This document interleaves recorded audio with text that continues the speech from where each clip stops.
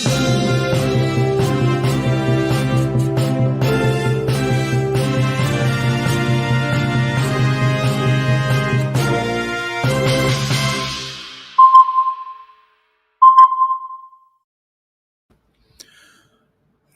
दोस्तों, ocean network में आपका स्वागत है। मैं हूं ओमकार चौधरी। वो एक गाना है ना किशोर कुमार का, कुछ तो लोग कहेंगे लोगों का काम है कहना, छोड़ो बेकार की बातों में कहीं बीत ना जाए रहना। लेकिन लोग बेवजह तो कुछ नहीं कहते हैं ना। ऐसा तो है नहीं कि कोई बात ना हो और लोग कहना शुरू कर दें। और इस समय सबसे ज्यादा अगर चर्चा हो रही है तो बस एक घटना है। नितिन गडकरी को संसदीय बोर्ड से भारतीय जनता पार्टी ने क्यों हटाया? उनको जो चुनाव समिति होती है, केंद्रीय चुनाव समिति, उससे भी क्यों हटाया? और उनकी जगह दोनों स्थानों पर, यानी केंद्रीय संसदीय बोर्ड में भी और चुनाव समिति में भी क्यों रखा गया? देवेंद्र फडणवीस को उनकी जगह क्यों रखा गया? नितिन गडकरी और देवेंद्र फडणवीस दोनों महाराष्ट्र से हैं। बहुत संयोग है कि दोनों विदर्भ से हैं, नागपुर से हैं। दोनों ही राष्ट्रीय स्वयंसेवक संघ के करीबी हैं। और नितिन गडकरी निसंदेह भारतीय जनता पार्टी के राष्ट्रीय अध्यक्ष भी रह चुके हैं, एक अहम भूमिका में रह चुके हैं। और इसमें भी किसी को संदेह नहीं है कि उनके परिवहन मंत्री रहते हुए, सड़क और यातायात मंत्री रहते हुए इस देश में सड़कों का एक जाल बिछा है और एक पहचान भी कायम हुई है, जितनी मोदी सरकार की, मेरे विचार से उससे ज्यादा नितिन गडकरी की।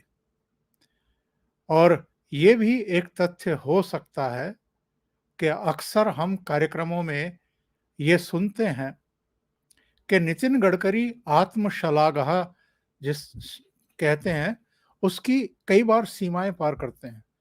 वो जितना भी काम हो रहा है, इसमें कोई दो राय नहीं है कि कैप्टन वही हैं, करवा वही रहे हैं, लेकिन वो केंद्र के एकमात्र मंत्री भी हैं जो खुद की प्रशंसा करते रहते हैं और प्रधानमंत्री नरेंद्र मोदी की चर्चा या जिक्र अपने भाषण में न्यूनतम करते हैं। अगर इनको परिवहन मंत्री बनाया गया है, अगर सड़कों का जाल बिछाने की जिम्मेदारी दूसरे कार्यकाल में भी दी गई है, तो उसका श्रेय प्रधानमंत्री नरेंद्र मोदी को भी जाता है। पर कारण सिर्फ एक या दो नहीं होते हैं, बहुत सारी वजहें होती हैं और आज हम उन सारी वजहों की चर्चा करने वाले हैं। नितिन गडकरी को कई तरह की बीमारियां भी हैं। एक बीमारी तो ये है कि वो जो नरेंद्र मोदी के विरोधी हैं या आरएसएस को गालियां देते रहते हैं, या 2014 के बाद से जो मोदी सरकार आई है उसको पचा ही नहीं पा रहे हैं। पार्लियामेंट के बाहर भी, पार्लियामेंट के भीतर भी, पूरे देश में उनकी एक मुहिम चल रही है और वो सरकार को कामकाज नहीं करने दे रहे हैं। लेकिन अक्सर नितिन गडकरी की प्रशंसा करते हैं। उनको उसी तरीके से जैसे अटल बिहारी वाजपेयी के बारे में कहा जाता था कि एक गलत पार्टी में एक सही आदमी है, एक सही आदमी एक गलत पार्टी में है। नितिन गडकरी के कामों की प्रशंसा करने के बहाने ये वो वर्ग है जो प्रधानमंत्री नरेंद्र मोदी पर अटैक करता रहा है। अब आप सुबह का एक ट्वीट देख लीजिए, जो एनसीपी है उसके एक नेता हैं और उन्होंने कहा कि साहब, नितिन गडकरी के पर इसलिए कतर दिए गए क्योंकि उनकी लोकप्रियता, उनका कद बहुत तेजी से बढ़ रहा था। क्रेस्टो करके हैं उनके एक प्रवक्ता, और उन्होंने तो क्लाइड क्रैस्टो, उन्होंने कहा कि कुशल राजनेता के तौर पर नितिन गडकरी का कद कई गुना बढ़ गया है। बीजेपी के शीर्ष निर्णय लेने वाले निकाय से उनको बाहर रखना उनके घटते राजनीतिक कद के संकेत के तौर पर देखा जा रहा है। और देवेंद्र फडणवीस को आगे बढ़ाया जा रहा है, मतलब देवेंद्र फडणवीस को आगे बढ़ाया जा रहा है, इसको लेकर के एनसीपी यानी शरद पवार की पार्टी के नेताओं के पेट में जो दर्द, जो मरोड़ उठ रहा है, वो तो हम और आप बहुत अच्छे तरीके से समझ सकते हैं कि ऐसा क्यों है। क्योंकि ये देवेंद्र फडणवीस ही हैं जिनकी वजह से एनसीपी, शिवसेना और कांग्रेस महाराष्ट्र की सत्ता से बेदखल हुई हैं। वरना तो पिछले 2.5 साल से वो कुंडली मार करके बैठे ही हुए थे। इसके बावजूद कि एनसीपी के ही 2 कैबिनेट मंत्री आर्थर रोड जेल की सैर कर चुके हैं और इन्हीं की सरकार के कार्यकाल में मुंबई में, महाराष्ट्र में क्या कुछ नहीं हुआ है। भाई, अनिल देशमुख ने गृह मंत्री रहते हुए जिस तरह की मतलब अंधेरगर्दी की है कि पुलिस के अफसरों को भी 100 करोड़ रुपया वसूली पर लगा रखा था। इससे बड़ा दुस्साहस किसी पार्टी के किसी नेता का या किसी कैबिनेट स्तर के मंत्री का, गृह मंत्री का हो नहीं सकता है। खुली लूट इसी को कहते हैं। और वो तो जांच पड़ताल में साबित हो गया और वो ईडी ने मनी लॉन्ड्रिंग के मामले में गिरफ्तार करके जेल भी भेज दिए, नवाब मलिक वगैरह। तो और दोनों मामलों में जो देवेंद्र फडणवीस की भूमिका थी वहां पर दोनों मंत्रियों को जेल भिजवाने में, और ये जो संजय राउत वाला मामला रहा है या शिवसेना का जो पतन हुआ है वहां पर, जिस तरीके से शिवसेना में बड़ा विभाजन हुआ है, 55 में से 40 एमएलए टूट करके भारतीय जनता पार्टी की तरफ आ गए एकनाथ शिंदे की अगुवाई में, और 10 निर्दलीय भी आ गए। और अल्टीमेटली जिन उद्धव ठाकरे ने अक्टूबर नवंबर 2019 में भारतीय जनता पार्टी की पीठ में छुरा घोंपने का काम किया था, उसका अगर प्रतिकार किसी ने किया, किसी ने अगर बदला लिया, तो वो भी देवेंद्र फडणवीस ही हैं। और देवेंद्र फडणवीस का कद इसलिए भी भारतीय जनता पार्टी में बढ़ा है क्योंकि हम ये देखते आ रहे हैं लंबे समय से कि भाजपा में जो पार्टी नेतृत्व के दिशा निर्देशों का अक्षरशः पालन करते हैं, शांत रह करके, बिना किसी तरह का प्रतिकार किए हुए, विरोध किए हुए, नाराजगी जाहिर किए हुए, जो भाजपा नेतृत्व ने कहा उसको एक्सेप्ट कर लें, ऐसे नेताओं का जो भविष्य है वो पार्टी में बहुत उज्जवल होता है, बहुत ब्राइट होता है। जो भी घटनाक्रम महाराष्ट्र में हुआ था, यानी देवेंद्र फडणवीस के नेतृत्व वाली महाविकास आघाड़ी का जो पतन हुआ था, वो किस लिए हुआ था, और उससे पहले चाहे राज्यसभा के लिए चुनाव हो जिसमें भारतीय जनता पार्टी के 2 के बजाय 3 मेंबर ऑफ पार्लियामेंट चुन करके आ गए, या विधान परिषद का चुनाव हो जिसमें भाजपा के लिए गुंजाइश तो 4 पदों की थी लेकिन 5 जितवा दिए, और उसके तुरंत बाद जिस तरीके से फडणवीस के नेतृत्व में रातों रात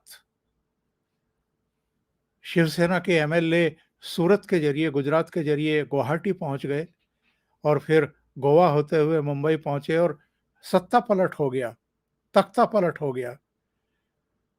जब देवेंद्र फडणवीस नेता प्रतिपक्ष थे तब इनका क्या रवैया होता था, उद्धव ठाकरे का, उनकी पार्टी के नेताओं का, या एनसीपी की लीडरशिप का, या कांग्रेस के ही नेताओं का, वो कैसे भुलाया जा सकता है।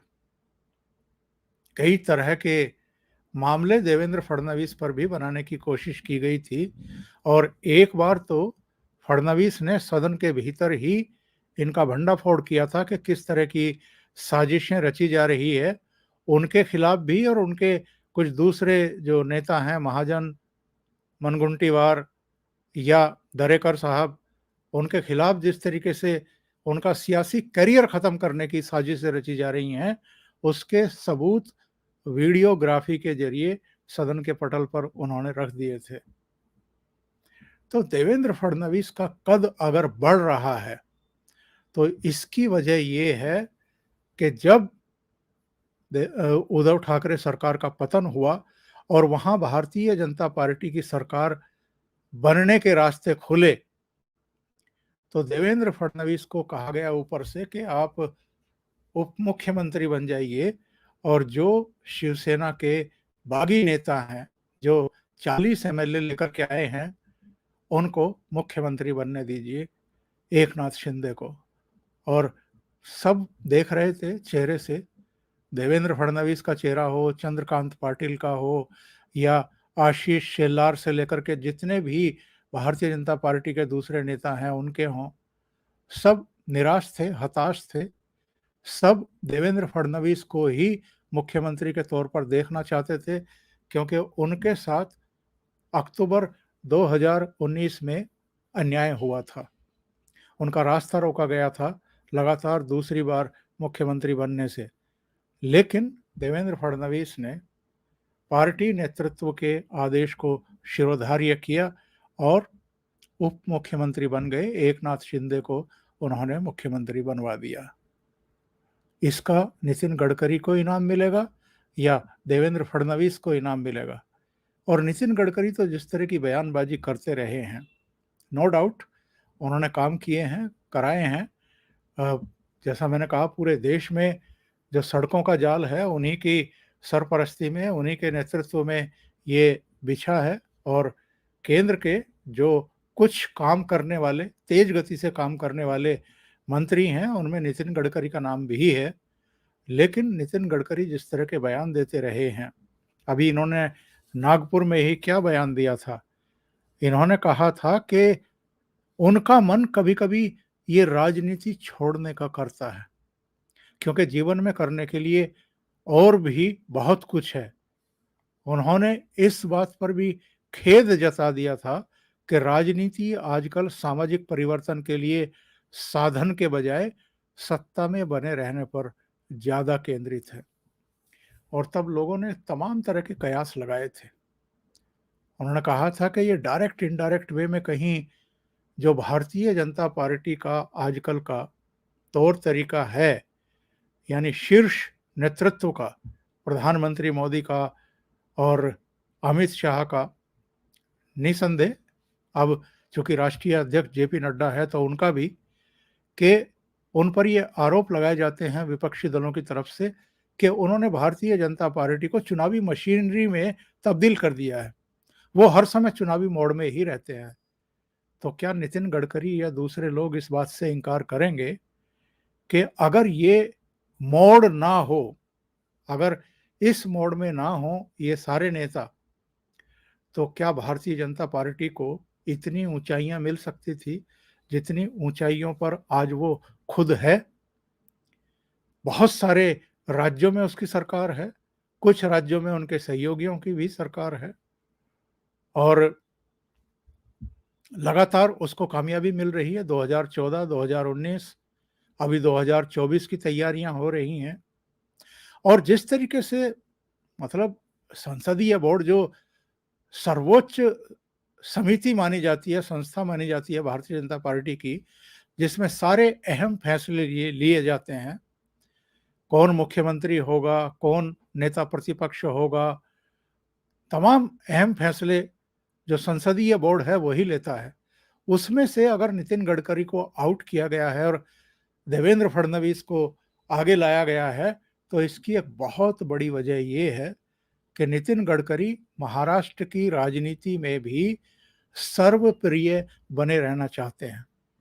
यानी मेरे मातोश्री से भी अच्छे रिश्ते बने रहें, मेरे शरद पवार से भी बढ़िया रिश्ते बने रहें, मतलब मैं सबका प्यारा बना रहूं और सब मेरे प्यारे बने रहें। तो इस तरीके से जो वो राजनीति करना चाहते हैं, इस तरह तो भारतीय जनता पार्टी कहीं पहुंचेगी ही नहीं महाराष्ट्र में। और देवेंद्र फडणवीस अपने काम के लिए और जो उनको मिशन सौंपा जाता है, उसमें 100% कामयाबी हासिल करने के लिए जाने जाते हैं। बिहार के चुनाव में भी उनको ज़िम्मेदारी दी गई थी, गोवा में दी गई थी। दोनों जगह उन्होंने काम किया है और मेहनत से काम किया है। और महाराष्ट्र में तो उन्होंने ऐसा काम कर दिया है, एक बहुप्रतीक्षित घटना जिसके बारे में लोग सिर्फ बातें कर रहे थे, ये होगा कैसे? ये देवेंद्र फडणवीस ने करके दिखाया है। तो ऐसे में ऐसा तो है नहीं कि केवल नितिन गडकरी ही नागपुर से आते हैं और संघ के प्रिय हैं। देवेंद्र फडणवीस भी वहीं से आते हैं, विदर्भ से ही आते हैं, नागपुर से ही आते हैं। वो भी संघ के उतने ही नज़दीक हैं। दूसरी बात ये है कि नितिन गडकरी अब उतने स्वस्थ भी नहीं रहते हैं। हमने 1-2 कार्यक्रम में उनको बेहोश होते देखा है। जो वो आपकी शुगर वगैरह है, वो उनकी अनियंत्रित हो जाती है कई बार। और देवेंद्र फडणवीस की तो अभी उम्र ही क्या है, पूरा राजनीतिक करियर और तमाम तरह की संभावनाएँ उनके इंतज़ार में खड़ी हुई हैं। तो इसलिए मुझे लगता है कि जो भारतीय जनता पार्टी के शीर्ष नेतृत्व का ये फैसला है, ये आगे की राजनीति को ध्यान में रख कर के लिया गया है। अभी के लिए इतना ही। बहुत-बहुत धन्यवाद। अगर आपको ये चैनल और इसके कंटेंट पसंद आ रहे हैं, तो लाइक करें, कमेंट करें, वीडियो को शेयर भी करें। अभी तक अगर आपने ये चैनल सब्सक्राइब नहीं किया है, तो सब्सक्राइब कर लें और साथ में लगे बेल आइकॉन को दबा दें, ताकि आगे आने वाले वीडियो और उनके नोटिफ़िकेशन आप तक पहुँचते रहें। बहुत-बहुत धन्यवाद। नमस्कार।